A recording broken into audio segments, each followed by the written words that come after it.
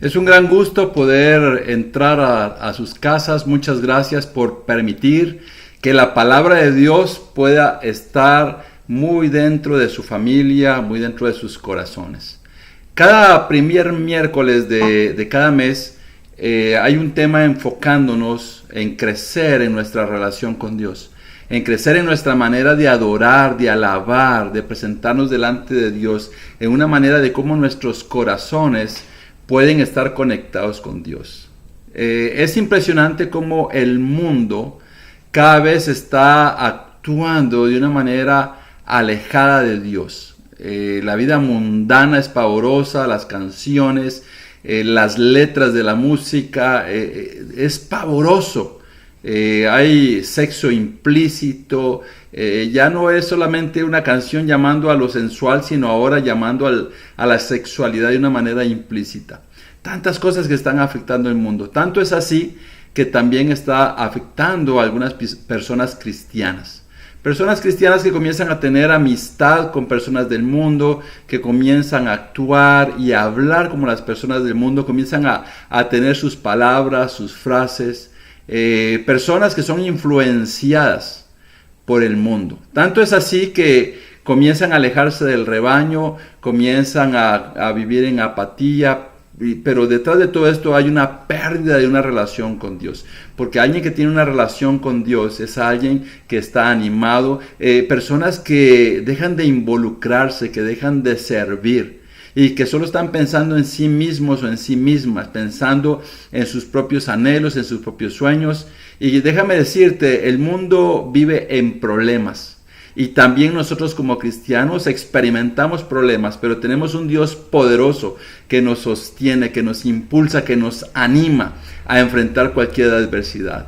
Ese tipo de personas que comienzan a esconderse y a alejarse, tarde o temprano comenzarán a echarle la culpa a las personas, aún en la misma congregación. Es que no me aman, es que no me cuidan, es que no esto, pero no se da cuenta que es esa misma persona la que rechaza la cercanía de sus hermanos, porque ya no está teniendo esa cercanía con Dios. Por eso cada inicio del mes enfocamos nuestros corazones para que seamos personas cercanas a Dios. Pero ¿cómo ser cercanos a Dios si no lo estamos conociendo? ¿Cómo ser cercanos a Dios si ya nos está escuchando a través de la palabra de Dios? Así que el día de hoy comenzamos una serie de clases enfocados en poder conocer a nuestro maravilloso Dios con el cual nosotros podemos tener esa cercanía, y de por qué necesitamos volvernos constantemente a Él. Acompáñame a orar para poder predicar este mensaje. Señor, muchísimas gracias, Padre, por tu bondad, por tu misericordia, por cuidarnos tanto. Gracias por estar en nuestras vidas. Gracias, Señor, porque abriste nuestros ojos, abriste nuestro corazón para poder acercarnos a ti, depender plenamente de ti y deleitarnos en tu presencia. Es maravilloso experimentar tus manifestaciones, tus respuestas. Es maravilloso, Señor, poder experimentar el dejar a un lado esas prioridades que muchas veces nos roban, Señor, la cercanía contigo. Es más, Señor, muchas personas se siguen frustrando, deprimiendo, Señor, desanimando en un mundo lleno de problemas y en un mundo que les ofrece tantas cosas, pero que finalmente nunca llenará el corazón como lo llenas tú. Toma control de este mensaje, Señor, y por favor está en el corazón de cada persona que esté escuchando tu palabra, en el nombre de Jesús. Amén. Bueno, nuestro mensaje tiene el siguiente nombre: El Señor es mi pastor, basado en el Salmo 23, versículo 1. El Señor es mi pastor. Bueno, algo que vamos a ver aquí en esta noche, en esta reunión, es acercarnos a Dios en un salmo maravilloso, el Salmo 23. Eso nos llevará varias reuniones. Esta es la primera de varias reuniones que tendremos enfocada en el Salmo 23. El Señor es mi pastor, y aquí el Salmo 23 del 1 al 6 comienza con el título del Salmo de David.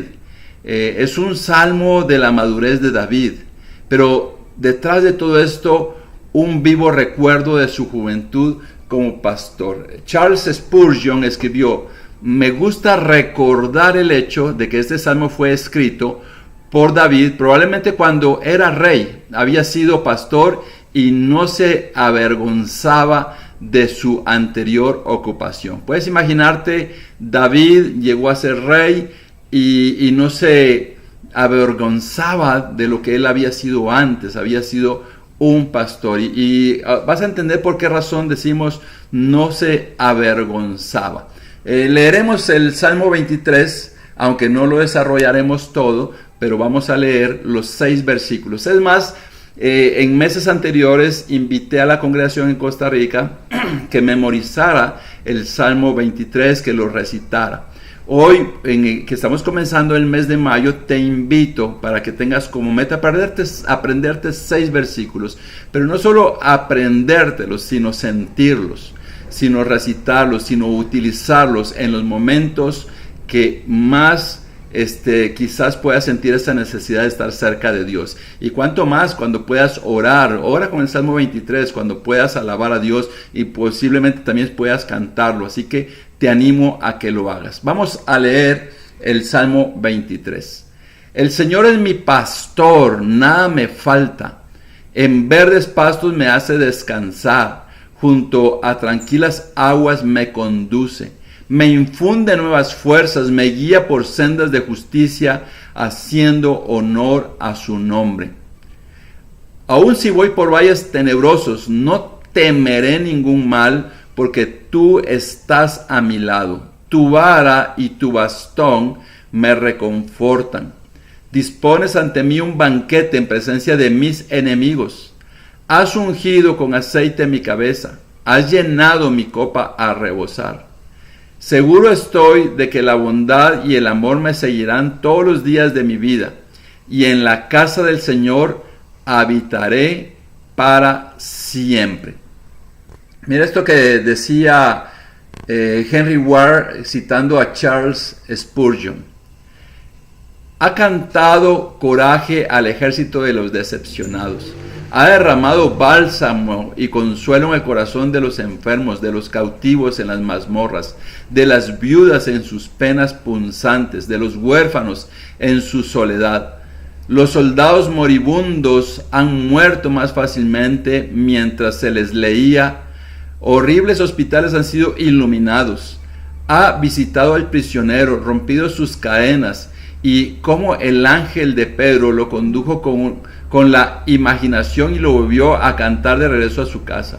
Ha hecho al esclavo cristiano moribundo más libre que su amo, y ha consolado a los que al morir dejó de luto, no tanto por haberse ido, sino porque se quedaron atrás y no pudieron ir tan bien.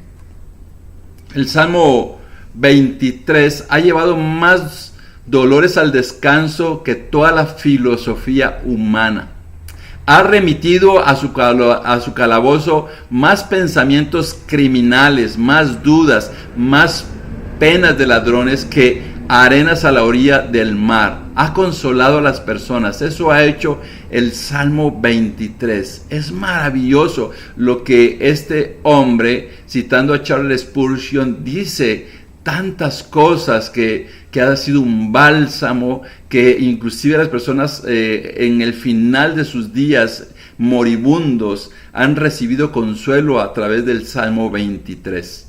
Aquí mismo James Montgomery Boyce dice: millones de personas han memorizado este Salmo. ¿Te das cuenta por qué te he invitado a que lo memorices? Para que seas parte de esos millones de personas que hemos memorizado este salmo. Incluso aquellos que han aprendido pocas otras porciones de las escrituras. Los ministros lo han utilizado para consolar a las personas que atraviesan pruebas personales graves, padecen enfermedades o están muriendo. Para algunos las palabras de este salmo han sido las últimas que han pronunciado en su vida. Puedes imaginarte, este salmo se ha usado cuando personas están en el lecho de muerte. Cuando personas están muriendo, pueden leer este salmo, pueden recitarlo, porque este salmo dice que aunque ande en valle de muerte, no temeré mal alguno, pues tú estás conmigo. Qué impresionante que el tener ese salmo en la vida de una persona moribunda le puede dar ese valor y le puede dar esa compañía para enfrentar uno de los momentos más pavorosos, que es enfrentarse a la muerte. Así que te invito a que seas parte de quienes saben el Salmo 23. Son solamente 6 versículos. Si te aprendieras un versículo diario en 6 días, lo sabes de memoria. Si te aprendes un versículo cada 5 días en un mes, te sabes de memoria este Salmo 23. Pero no solamente es saberlo de memoria, sino vivirlo, experimentarlo, porque nos conecta con quien es la razón de nuestra adoración, de nuestra alabanza, de poder invocar a este Dios maravilloso que aquí el rey David le llama Jehová es mi pastor en la Reina Valera.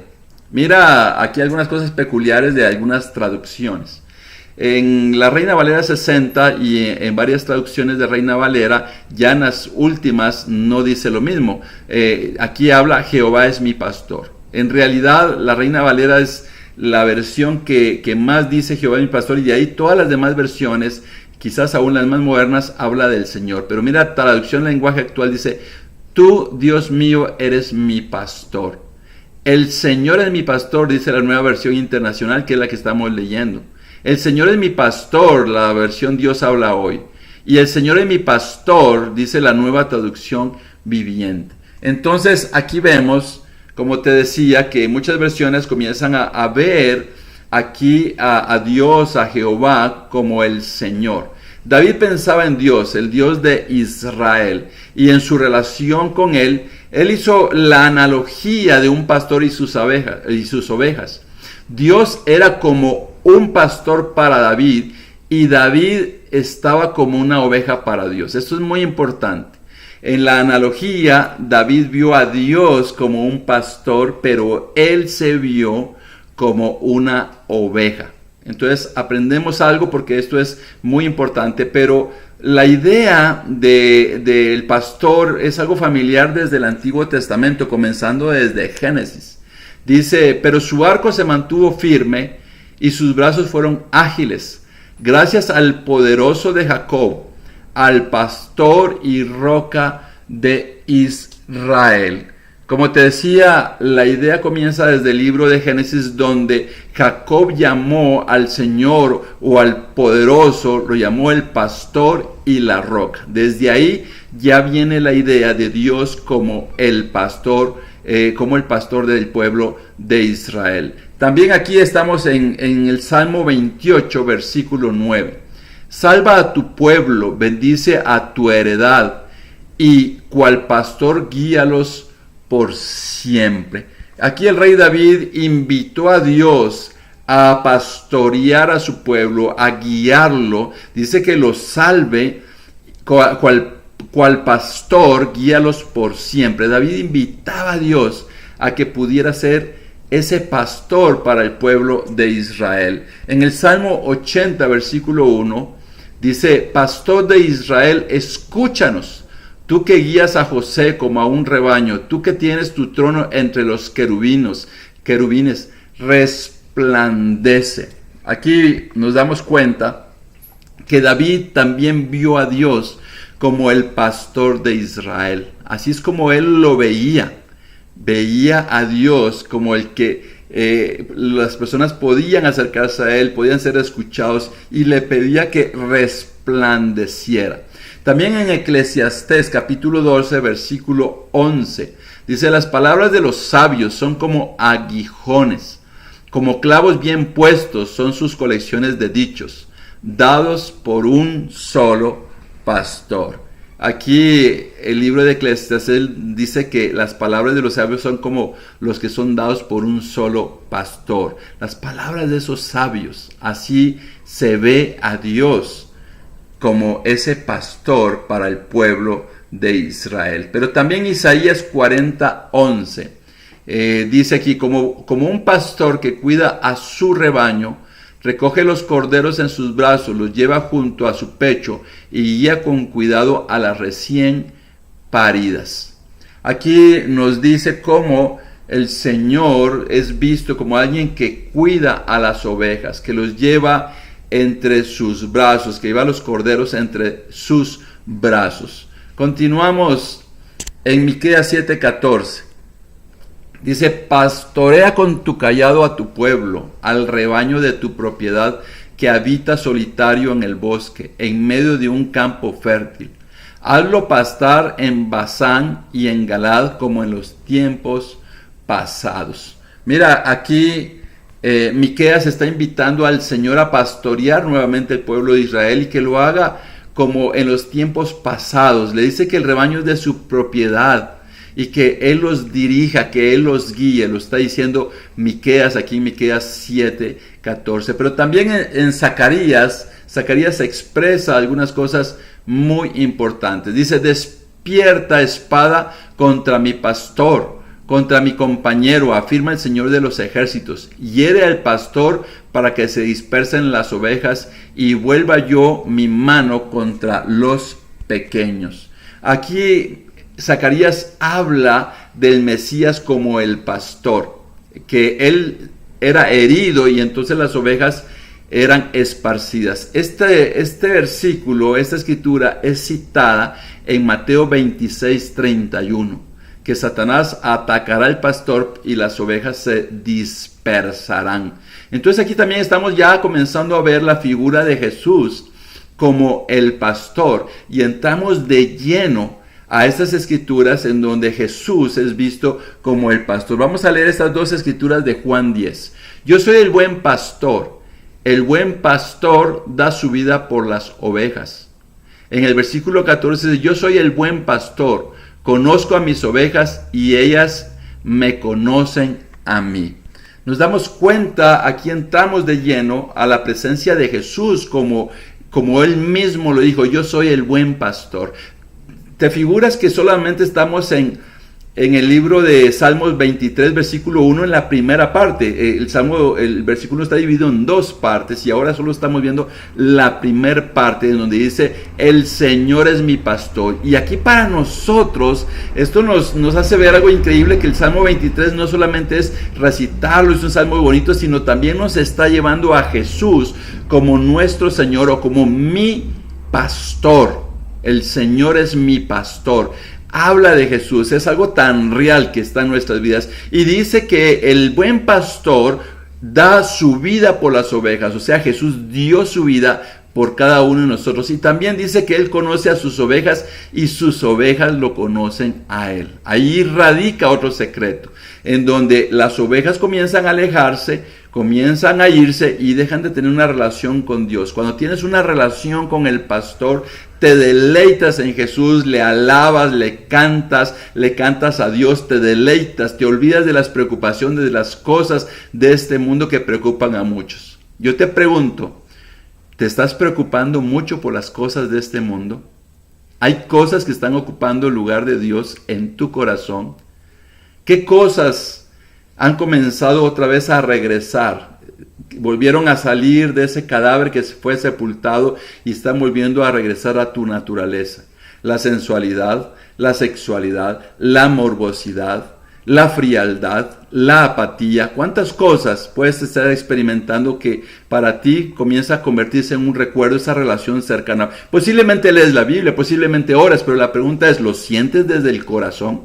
¿Sientes ese llamado de Dios para acercarte a Él, para relacionarte con Él? ¿Sientes ese deseo a cualquier hora del día de poder orar a Dios? A cualquier hora de poder en tu corazón sentir una sonrisa que sale y que aparece en tus labios porque estás pensando en ese buen pastor que es nuestro Señor Jesucristo. Las siguientes escrituras hablarán de Jesús como ese pastor que se refleja del Salmo 23. Vamos al libro de Hebreos. Dice: el Dios de paz levantó entre los muertos al gran pastor de las ovejas, a nuestro Señor Jesús, por la sangre del pacto eterno. Aquí nos damos cuenta que el autor de Hebreos está llamando a Jesús el gran pastor de las ovejas. Entonces el Salmo 23 no se queda ya solo en el Salmo 23 versículo 1, sino aquí venimos en donde está diciendo el autor de Hebreos, Jesús es el pastor de las ovejas, nuestro Señor Jesús, que resucitó, que se levantó entre los muertos. Entonces necesitamos entender que ese gran pastor resucitó y que un día nosotros resucitamos con él. Posiblemente levantamos nuestras manos cuando fuimos bautizados, posiblemente lloramos, posiblemente sentimos una alegría tan inmensa, pero déjame decirte una cosa, que conforme te comienzas a alejar, que comienzas a regresar al mundo, que comienzas a vivir de una manera mundana, en donde las cosas del mundo te llaman mala atención, mira la tecnología, los amigos o las amigas, o comenzamos en esa vida como el mundo la está llevando. Una vida de entretenimiento, de diversión, de ir al cine, a la diversión. También no está malo divertirse, está malo cambiar a Dios por todo ese tipo de cosas. Entonces, dice que Jesús resucitó y es el gran pastor. Veamos lo que dice el apóstol Pedro. Dice en el capítulo 2, versículo 25. Antes eran ustedes como ovejas descarriadas, pero ahora han vuelto al pastor que cuida de sus vidas. En el capítulo 5, versículo 4, dice, así cuando aparezca el pastor supremo, ustedes recibirán la corona inmarchitable de la gloria. Entonces aquí nos dice en el versículo 25 que el pastor cuida de nuestras vidas. También llama a Jesucristo en el capítulo 5, versículo 4, el pastor supremo, y en algunas otras versiones dice el príncipe de los pastores. Entonces, la idea del apóstol Pedro es que Jesús es el buen pastor, y esta era una figura hermosa para los primeros cristianos. Uno de los temas más comunes en las pinturas de las catacumbas era Jesús como pastor con un cordero en sus hombros. Esa era una de las pinturas que más se encontraba en esas catacumbas cristianas, porque así es como lo veían.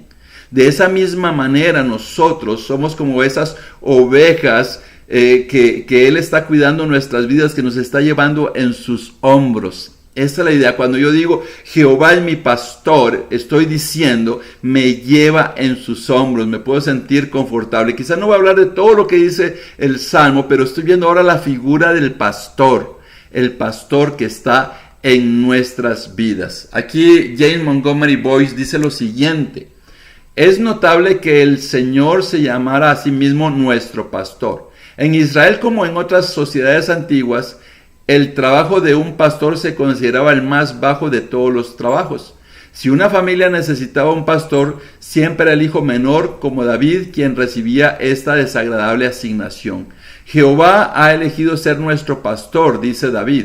El gran Dios del universo se ha inclinado para cuidarnos a ti y a mí. Qué maravillosa escena describe este comentarista James Montgomery cuando dice que el creador del universo se ha inclinado para cuidarme a mí y cuidarte a ti. ¡Qué increíble! Aquí también David entendía muy bien todo esto porque él había sido pastor, él había sido el menor. De ahí lo sacó Dios para convertirlo en rey del pueblo de Israel. Spurgeon dice, una oveja es un objeto de propiedad, no un animal salvaje. Su propietario le da mucha importancia y con frecuencia se compra a un precio excelente. Es bueno saber con tanta certeza como lo hizo David que pertenecemos al Señor. Hay un noble tono de confianza en esta frase. No hay sí, ni pero, ni siquiera eso espero, sino que él dice, el Señor es mi pastor. Qué increíble que podamos sentirnos ovejas como se sentía David. Y es bueno saber que tú perteneces a Dios, que Dios es tu pastor, que Dios te lleva en sus hombros, que Dios te está cuidando, que Él es el pastor. Y no poder tener esa duda si sí o pero, es que como estoy, sino poder entender el Señor es mi pastor, como decía Spurgeon. Otra nueva frase de Spurgeon dice lo siguiente: La palabra más dulce de toda la oración es el monosílabo mi. Él no dice Jehová es el pastor de todo el mundo y dirige a la multitud como su rebaño, sino Jehová es mi pastor. Si Él no fuera un pastor para nadie más, Él es un pastor para mí. Él tiene cuidado de mí, Él me protege y Él me preserva. Entonces, varias cosas importantes. De manera abrumadora, la idea detrás del papel de Dios como pastor es el interés de ese cuidado amoroso. David encontraba consuelo, seguridad en el pensamiento de que Dios se preocupaba por él como un pastor que cuida de sus ovejas. De la misma manera nosotros podemos encontrar consuelo, fortaleza en momentos de angustia. Poder ir al Salmo 23 y poder entender que Dios se preocupa por mí, se preocupa por ti, se preocupa por su pueblo. También David sentía la necesidad de un pastor. El corazón de este salmo no se conecta con los autosuficientes, con los orgullosos, con los prepotentes, con los que creen que ellos solos pueden salir adelante. Toda la humanidad está hundida en desánimo, hundida en depresión. Inclusive la figura tristemente al final de este camino muchas veces es incluso el suicidio. Pero algunos que sienten agudamente su necesidad, la necesidad de Dios, son como lo que Jesús describió en Mateo 5:2, los pobres de espíritu. Estos pobres de espíritu encuentran un gran consuelo en la idea de que Dios puede ser un pastor para ellos en un sentido personal. Cuando me siento así, pobre de espíritu, cuando me siento abatido, cuando me siento que las cosas de este mundo solo me llevan a un camino sin sentido, un camino de perdición, y que aunque enfrente las situaciones más difíciles, puedo acercarme a ese pastor, a Jehová que es mi pastor, en ese monosílabo, y poder entender que Él cuida de ti, cuida de mí y que nos protege y nos preserva según lo que decía Spurgeon. Mira, este otro comentarista, Trapp, dice algo muy importante antes de poder ir terminando nuestro mensaje. Una oveja, dice Aristóteles, es una criatura insensata y perezosa, más apta de cualquier cosa para perderse, aunque no siente necesidad y sea incapaz de regresar. Una oveja no puede moverse para salvarse de las tempestades o inundaciones. Ahí está y perecerá. Si no es dirigida por el pastor. De manera, nos damos cuenta que aquí la oveja, según lo que dice Aristóteles, es insensata, perezosa, se pierde, incapaz de regresar, no puede salvarse por sí misma de los peligros, y que si no es dirigida por el pastor, tarde o temprano se perderá. Y eso es lo que está sucediendo con la humanidad y puede pasar con nosotros. Pero tenemos a un increíble pastor que concluimos en esta presentación en respuesta a lo que leíamos de Trapp. Spurgeon dice: antes de que un hombre pueda decir verdaderamente Jehová es mi pastor, primero debe sentirse una oveja por naturaleza, porque no puede saber que Dios es su pastor a menos que sienta en sí mismo que tiene la naturaleza de una oveja. Debe relacionarse con una oveja en su necedad, su dependencia y en la naturaleza deformada de su voluntad. Esto es muy importante porque antes de poder yo decir Jehová es mi pastor, yo debo de identificarme como una oveja en mi misma naturaleza. Una oveja que tiene la necesidad de Dios, que necesito acercarme a Dios, que debo de depender de Él, que mi naturaleza puede ser transformada por Dios y por su voluntad. Entonces, solamente la persona, por eso es que David podía decir Jehová es mi pastor, porque él lo entendía, él conocía a las ovejas y ahora él se estaba presentando delante de Dios como una oveja, ya no como un rey, sino como una oveja con el pastor de pastores, con el príncipe de los pastores, con el Señor, con Jehová, con Dios. Así que aprendemos varias cosas en este mensaje. Una de ellas es que Jehová es mi pastor. Indudablemente, la Biblia nos lleva también a poder conectar la analogía con Jesús, el buen pastor. Pero para que Jesús, para que Jehová, para que Dios sea ese pastor o mi pastor, una oveja necesita ser guiada, no puede moverse por sí misma para salvarse, debe entender eso. Solo alguien que se siente oveja puede tener una relación con Jehová y decir, el Señor es mi pastor. ¿Entendemos esto? ¿Lo entiendes? Que posiblemente no te estás sintiendo oveja. Posiblemente no te estás sintiendo esa oveja de Dios. Y por eso te es difícil cantar, alabar, llegar temprano a las reuniones del pueblo de Dios para deleitarte, servir y romper la apatía, porque no te estás sintiendo en una conexión como oveja con el pastor que es Dios. El Señor es mi pastor. Esta frase es una frase que me gustaría muchísimo que con este mensaje, a lo largo de todo el mes de mayo, comiences a orar y decirle a Dios, ayúdame a ser una oveja para ti. Ayúdame, y que al final de mayo puedas haber tenido un tiempo de adoración, de alabanza durante todo este mes constante en ese pastor maravilloso, que al final de mayo, pero no solo mayo, sino el resto de tu vida, puedas decir, el Señor es mi pastor.